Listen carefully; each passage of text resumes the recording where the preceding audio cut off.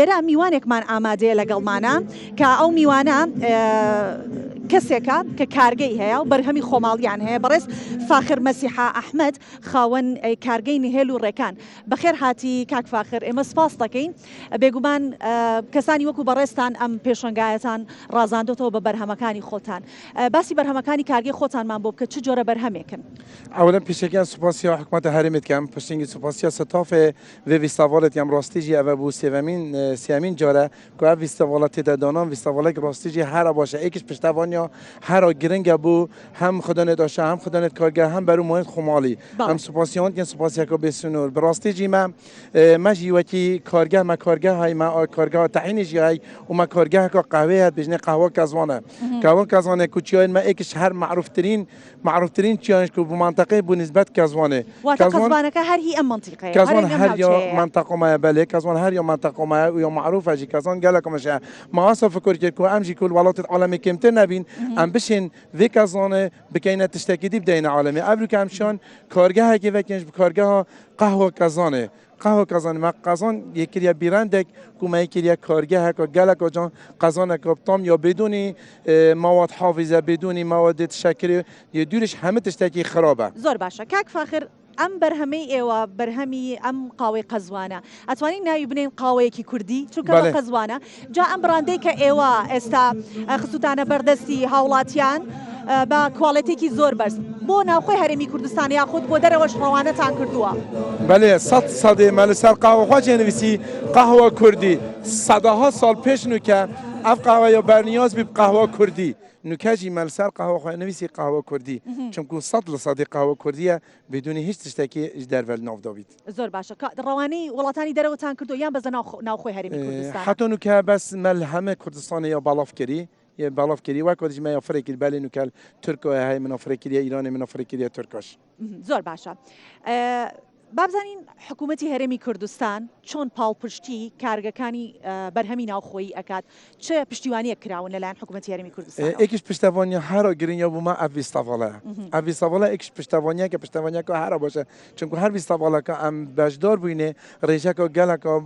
بەرچاو بوومە داخوازیە تاتە ڕێژەکە گەلەکە بەرچاوژی ئەمشیە بەرهەمی خوا بفروشین ئەگە ئەڤ جوورە ویستاڤاڵە نابن بوومە ئێکەمین پشتیوانەش لەوەی حکوومەتێ زۆر باشە کاک فاخر ئەوەی کە جیاوازە لە ساڵی پار و پێرار ئەگەر بەشدار بوو بێتن هەست بە چ جیاوازیەکەن لە فستیڤالەکە لەم ساڵ بۆ ساڵی پار و پێراری ڕابردوو یه الحرا مهمتر بوما او بی افصل آرامیک کتت منطقه آمده پارخته هم داخل بوی تقریبا هم شیمت بشیس خیوه دکا هم داخل ببون بس هم نشیان حتی نه درنگی شب بین نه تا یعنی واسه نه آرام بود جماعتش گلای نتام بس افصل به جانی و ماشاءالله پر خروشکا گلک آمازن گل عالم جی بجدار بی خیوه جی گلک دو برانبر یلی تاته راستیت بوما اوه آرامی لهمه تشتا مهمتر بود زۆر باشە تا چەند گرنگە کارگەکانی ناوخۆیی هەرێمی کوردستان پەرەیان پێ بدرێت بێگومان خەڵکی ناوچەکە بۆ ئەوی کە دەستی کار زیاتر بێت لە خەڵکی ناوچەکە بتوان لە کارگەکان کار بکەن بۆ کارگەکەی ئێوەش بە هەمان شێوە دروستە هەر خەڵکی ناوچەکە لە کارگەکەتان کارەکەن هەر خەڵکی خۆمانە یعنی ڕاستیژی زۆر باشە ئەگەر حکوومەت مەسەن پشتاوان بێت نسبەت کارگە ئەفساڵە مەسەن دانە من نزیکێ 16 عامل ما هبون کارگاه داشول که دست پیگه وگای ما کم کرده جبه نبونا کهربا ان شاء الله اف پروژه کهربا جی پروژه رونایی که اگه سر بگیریدن کهربا ما بید احتمال ام بشین سر و بی سی عامل بدین شولش هر جی همه جی او کسی شولت کن همه جی خلکی ما بید و خلکی خمالی زۆر باشە بێگومان پرۆژەی ڕووناکی سەری گرتووە سپاس بۆخوا هەرەوەندە ماوە تەواوی هەرێمی کوردستان بگرێتەوە هەندێک ناوچەماون بەو هیوایی کە لە ساڵی داهاتوو باس لەوە بکەین کە چەندە سوودی هەبووە پرۆژەی ڕووناکی بۆ کارەکانی ئێوە لە کارگەکەتان بابزانم ئەم ساڵ لە ڕووی بارانبارینەوە بۆ خۆتان دەزانن کە ڕێژێکی کەم بارانباریوە و لە ئاست چاوەڕوانی نییە ئەوە کاریگەری کردوتە سەر بەرهەمەکانتان نه تا ئێستا بەرهەمی ما ئەوەک نەبوو ینی بەرهەمە چونکو کەزان لە شاخی دەروست دەبێتن کەزوانیش عمری 200 ساڵە بەس مشکیلە بوومە کەزوانێدا دروست بێ لە منطقەمە ئەو بوو نەئارمیە چیای بوومە گەلەکە خراپ بوو يعني اوان 2 سال بوری و 3 سال بوری بوما گلک آره ایشالله او پروژه آشتی اگر برقرار بیتن ایشالله ما چه مشکل نبیتن دیو باشترین برهم باشترین کوالیتی باشترین تجدید تحویل جامعه خودین زۆر باش تا چەند کاریگەری هەیە بوونی ئەم کارگانە لەم ناوچەیە کە بۆ خۆتان دەزانن ناوچەیەکە کە زیاتر پشت بە بەرهەمە کشت و کاڵەکانە بەستن سەد. لە جاتیەوەی کە بەرهەمەکانی ئێوە بچێتە شارەکانی دیکرد لەوێ ساغ بکرێتەوە هەر لێرە ساغ بکرێتەوە.